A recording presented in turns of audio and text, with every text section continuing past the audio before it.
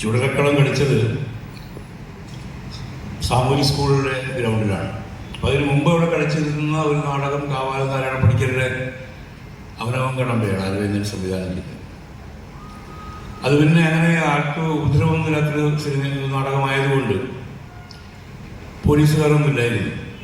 പക്ഷെ മധുഭാഷ നാടകം അവിടെ തന്നെ കളിക്കുമ്പോൾ കാണികളെക്കാൾ കൂടുതൽ സ്പെഷ്യൽ ബ്രാഞ്ചുകാരായിരുന്നു.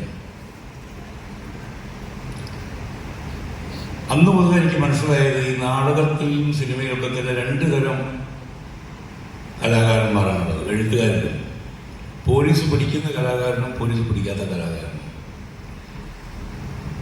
ഭരണകൂടത്തിന് അനീതികൾക്കെതിരെ ശബ്ദമുയർത്തവരെപ്പോഴും പോലീസിന് നോട്ടപ്പുള്ളികളായിരിക്കും. അല്ലാത്തവർക്ക് പട്ടും മുളയും കിട്ടും.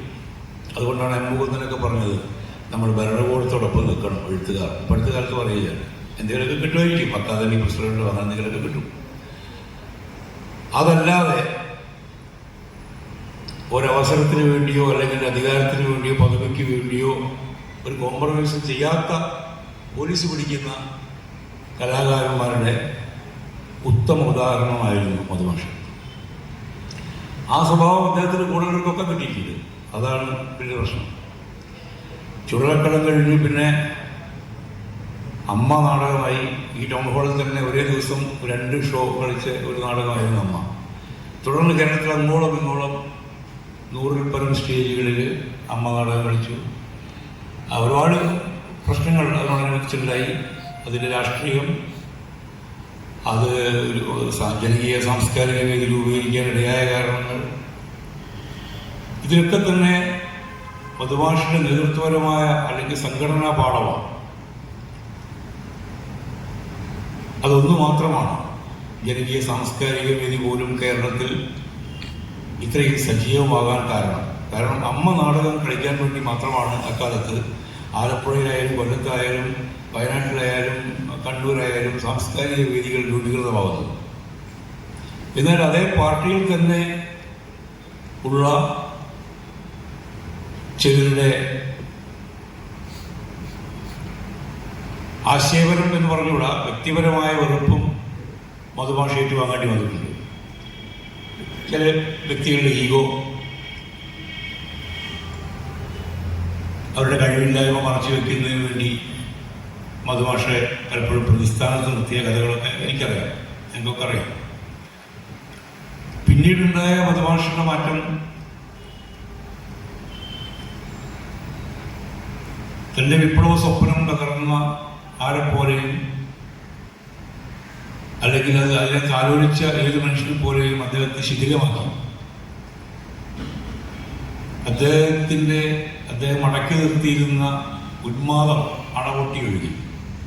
പിന്നെ നമ്മൾ കാണുന്ന മധുഭാഷ ടൗൺ ഹാളിന്റെ പരിസരത്തും എല്ലായിടത്തും അനീതിക്കെതിരെ സമരം ചെയ്യും, അല്ലാതെയും സമരം ചെയ്യും, എന്തിനും ഇടപെടും. അരാജകത്വത്തിന്റെ അങ്ങേത്തല വരെ പോയൊരു ഭാഷ. അതിനിടയ്ക്ക് അമ്മ അറിയാനുണ്ടാവുന്നു, ജോണപ്രഭമായിട്ടുള്ള ബന്ധം വരുന്നു. ഇങ്ങനെയൊക്കെ ആണെങ്കിലും നിരന്തരമായി നാടക പ്രവർത്തനങ്ങൾ. അമ്മ നാടകം കഴിഞ്ഞ് പിന്നെ മധുഭാഷ ചെയ്ത് സ്പാർട്ടക്കസാണ്. അപ്പോഴേക്കും പാർട്ടിക്കാർ പറഞ്ഞു മധുഭാഷ ശരിയല്ല, അവിടെ ഈ സ്പാർട്ടക്കസ് നമുക്ക് വേണ്ട, ഞങ്ങൾക്ക് വേറെ സ്പാർട്ടക്കസ് മതി. അങ്ങനെ 2 സ്പാർട്ടക്കസുകൾ എത്ര ഉണ്ടായാലും നല്ലതാണ്. അത് കഴിഞ്ഞ് ആ സ്പാർട്ടക്കസോടുകൂടി ഞങ്ങളാണ് ശരിയെന്ന് പറഞ്ഞ ആ ഗ്രൂപ്പില്ലാതെ. കാരണം അവരുടെ തിയറി നാടകത്തിനൊരു സംവിധായകൻ ആവശ്യമില്ല, ജനാധിപത്യപരമായിട്ട് നാടകം സംവിധാനം ചെയ്താൽ മതി, എല്ലാവരും കയറി ഇടപെട്ട് സംവിധാനം ചെയ്താൽ മതി. പക്ഷേ പല കലാരൂപങ്ങൾക്കും അതിനൊരു കപ്പൽ പോകുന്ന മാതിരി കപ്പിത്താൻ ഉണ്ടായേ പറ്റൂ. അതുകൊണ്ട് തന്നെ ജനാധിപത്യ രീതി എന്നൊക്കെ പറഞ്ഞ് പരസ്പരം ഈഗോ ക്രാഷായി ആ സംഘടന ആ നാടക ഗ്രൂപ്പ് തന്നെ ഉണ്ടായി. പകരം മധുഭാഷ നേതൃത്വത്തിൽ വീണ്ടും ഞങ്ങൾ കലികുണ കളിക്കുന്നു, സുഗന്ധ കളിക്കുന്നു, കറുത്ത വാർത്ത, നിരന്തരമായ മധുഭാഷ നാടകവുമായി നിരന്തരമായി ഒഴിവാക്കാൻ പറ്റാത്ത രീതിയിലുള്ള ഒരു ബന്ധം കലാപ്രവർത്തനങ്ങളുമായി ബന്ധം. സിനിമ എടുക്കാൻ പോയി മധുഭാഷ.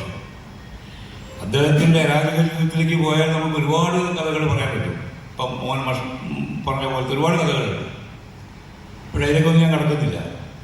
ഒരു വ്യക്തിയെ രൂപപ്പെടുത്തുന്ന ഒരു സമൂഹവും സമൂഹത്തിൻ്റെ ചുറ്റുപാടും അതിൻ്റെ രാഷ്ട്രീയ പരിസരവും ഒരു മനുഷ്യനെ എങ്ങനെ ഉന്മാദത്തിലേക്ക് തള്ളിവിടാം എന്നതിൻ്റെ ഒരു ഉദാഹരണമായിട്ടാണ് മധുമാഷിക്ക് തോന്നിയിട്ടുള്ളത്.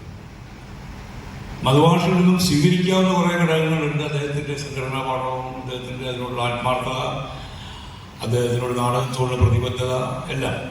എന്നാൽ നമുക്ക് സ്വീകരിക്കാൻ പറ്റാത്തതായിട്ടുള്ള കുറേ കാര്യങ്ങളുണ്ട്. പലപ്പോഴും എന്നോട് പലരും ചോദിക്കാറുണ്ട്, നിങ്ങൾ ജോൺ അബ്രഹാമിൻ്റെ അമ്മ അറിയാനുള്ള നായകനൊക്കെ ആയിട്ട് അഭിനയിച്ചു, നിങ്ങളെന്താ അതുപോലെ തന്നെ സിനിമ എടുക്കാത്തത്, നിങ്ങൾക്കെന്താ അതുപോലെ ജീവിക്കാൻ പറ്റാത്തത്?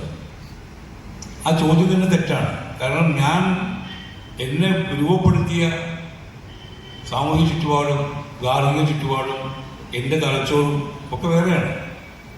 ജോണിനെ രൂപപ്പെടുത്തിയതല്ല എന്നെ രൂപപ്പെടുത്തിയിട്ടുള്ളത്. ഓരോരുത്തരും വ്യത്യസ്തരാണ്. നമുക്ക് കൊള്ളാവുന്ന എലമെൻറ്റ്സ് നമ്മൾ മറ്റുള്ള വ്യക്തികളിൽ എടുക്കുക, കൊള്ളാത്ത തള്ളിക്കളയുക എന്നുള്ളതാണ് എൻ്റെ ഒരു ആറ്റിറ്റ്യൂഡ്.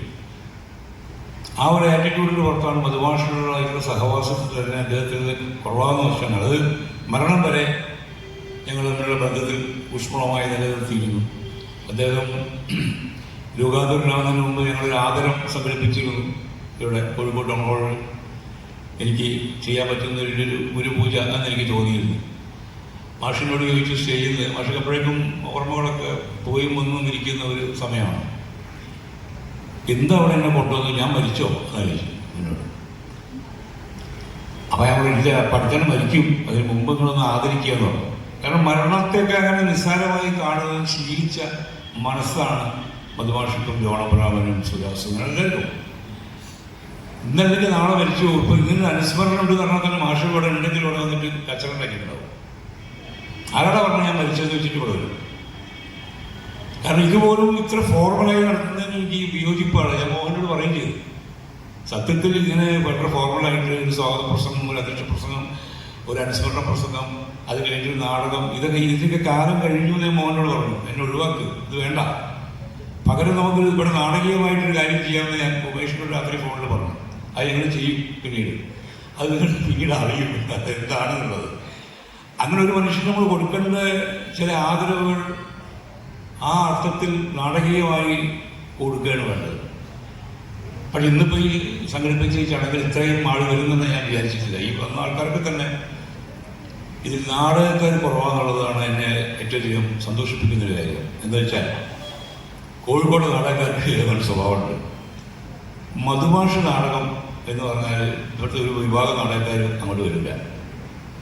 അതങ്ങനെയാണ്. മധുമാഷ ആദരം സംഘടിപ്പിക്കുന്ന സമയത്ത് ഇവിടെ ഒരു പ്രശസ്ത സംവിധായകൻ ഇരുന്നിരുന്നു. ആളെ പേര് ഞാൻ പറയുന്നില്ല. അപ്പം ഞാൻ പറഞ്ഞ 2 വാക്ക് സംസാരിക്കാൻ കേട്ടോ ആ പറയുന്നു. പിന്നെ ഞാൻ നോക്കുമ്പോൾ ആളെ കാണാനില്ല. കോഴിക്കോട് നമ്മളൊക്കെ ആയിരിക്കും കോഴിക്കോട് നാടകക്കാർ ഭയങ്കര ഒറ്റക്കെട്ടാണ്, ഭയങ്കര സ്നേഹമാണ്. അങ്ങനെയൊന്നുമില്ല. ഇവിടെയൊക്കെ വ്യക്തമായിട്ട് കമ്പാർട്ട്മെൻ്റലൈസ് ചെയ്തിട്ടുള്ള സ്നേഹങ്ങളുള്ളൂ. ഓരോ ഗ്രൂപ്പും അങ്ങനെയാണ് ഇവിടെ വ്യക്തമായ കാഴ്ചപ്പാട്. എന്നിട്ട് പോലും ഒരു ഗ്രൂപ്പിൽ പെടാത്ത മധുമാഷായതുകൊണ്ടാണ് ഇത്രയും ആൾക്കാർ വിളിക്കുന്നത്. മധുമാഷെ പറ്റി പറയാൻ തുടങ്ങിയാൽ ഒരുപാട് പറയാനുണ്ട്. അദ്ദേഹത്തിന് നാടകങ്ങളെ പറ്റിയാണെങ്കിൽ നാടകങ്ങളിൽ തികച്ചും പ്രചരണാത്മകമായ നാടകങ്ങളാണ് അദ്ദേഹം ആദ്യമൊക്കെ ചെയ്തത്. അടിയന്തരാവസ്ഥയ്ക്ക് ശേഷം വന്ന പടയണി, ഇന്ത്യ 75, പിന്നെ അതുപോലെ അമ്മ തുടങ്ങിയ നാടകങ്ങളൊക്കെ തന്നെ, സ്പാർട്ടക്കസ്. എന്നാൽ ഇതിലൊക്കെ തന്നെ അദ്ദേഹത്തിനുള്ളിലൊരു നാടകത്തിൻ്റെ ഒരു കാവ്യാംശം വിടാതെ അദ്ദേഹം അത് പുറത്തി പോന്നിരുന്നത്. അപ്പോൾ കലികുല നാടകത്തിലൊക്കെ ഞാൻ കൂടെ അഭിനയിച്ചതാണത്. അതിലത്തെ ഓരോ ഡയലോഗുകളും എനിക്കിപ്പോഴും ഭയങ്കര മനസ്സിലുള്ള ഡയലോഗുകളാണ്. നീയും മറ്റുള്ളവരും എനിക്ക് ചുറ്റും നിൽക്കുമ്പോൾ ഞാൻ അനുഭവിക്കുന്ന നിശൂന്യമായ ഏകാന്തത, അതൊക്കെ പറഞ്ഞിട്ട് അങ്ങനെയൊക്കെയുള്ള കുറേ ഭയങ്കര കാവ്യാത്മകമായിരുന്നു. അത് കരികുളയാണെങ്കിലും ശരി, സുനന്ദയാണെങ്കിലും ശരി, കറുത്ത വാർത്തയാണെങ്കിലും ശരി. പക്ഷേ മലയാള നാടകവേദി മധുമാഷറെ ആ രീതി മനസ്സിലാക്കിയിട്ടില്ല, ബോധപൂർവം മനസ്സിലാക്കാതിരിക്കുകയുമാണ്. പ്രത്യേകിച്ചും സാഹിത്യകാരന്മാർക്കൊരു ധാരണയുള്ളത് സാഹിത്യം വലിയൊരു സംഭവമാണ്, നാടകം ഒരു രണ്ടാമത്തെ ഒരു കാര്യമാണ്. നാടകക്കാർ രണ്ടാമത്തെ തരക്കാരാണ്. പക്ഷേ ഏത് സാഹിത്യ ക്യാമ്പിലും അവസാനം ഒരു നാടകം ഉണ്ടെങ്കിൽ ആൾക്കാർ നാടകത്തിനുണ്ടാവുള്ളൂ. അടുത്ത കാലത്താണ് ഈ കുറച്ചെങ്കിലും നാടകത്തിന് ഒരു സാഹിത്യ രൂപം എന്നുള്ള രീതിയിൽ മുമ്പുണ്ടായിരുന്നു, അതിനിടയ്ക്ക് പോയി ഇവർ വീണ്ടും സാഹിത്യ രൂപം എന്നുള്ള രീതിയിൽ ഒരു പരിഗണന കിട്ടി തുടങ്ങി. നാടക പുസ്തകങ്ങൾ വരാൻ തുടങ്ങി. ഇപ്പം ശാന്തനപ്പോഴുള്ള നാടകത്തിലുള്ള നാടകങ്ങളൊക്കെ തന്നെ സതീഷ് ഇങ്ങനെയുള്ള കുറേ ആൾക്കാരുടെ നാടകങ്ങൾ വരാൻ തുടങ്ങി. അത് വീണ്ടും വായിക്കപ്പെടാൻ തോന്നി, വീണ്ടും കളിക്കാൻ തോന്നി. അങ്ങനെ നാടകത്തിൻ്റെ ഒരു പൂക്കാലം ജയപ്രകാശ് കൂടുതൽ ഞാൻ പേര് വിട്ടുപോയാൽ ക്ഷമിക്കണം, ഒരുപാട് ആൾക്കാരുണ്ടായിരുന്നു. എങ്കിലും മധുമാഷ് മലയാള നാടകവേദിക്ക് നൽകിയ സംഭാവന ഒരു 3ാം നാടകവേദിക്ക് ജന്മം നൽകിയെന്നുള്ളതാണ്. ഒരു ഭാഗത്ത് കാവാലത്തിൻ്റെ നാടകങ്ങൾ, അതായത് ഇന്നും ആൾക്കാരെ, ഞാൻ പറയുന്നത് പ്രേക്ഷകരെ നാടകത്തിൽ നിന്നും അകറ്റാൻ മാത്രമേ അതിന് കഴിഞ്ഞിട്ടുള്ളൂ. സാധാരണക്കാർ സംസാരിക്കുന്ന ഭാഷയോ സാധാരണക്കാരുടെ പ്രശ്നങ്ങളോ മനുഷ്യരുടെ പ്രശ്നങ്ങളോ അല്ല അതിൽ ഒരു കെട്ടുകാഴ്ച മാത്രമേ ഉണ്ടായിട്ടുള്ളൂ.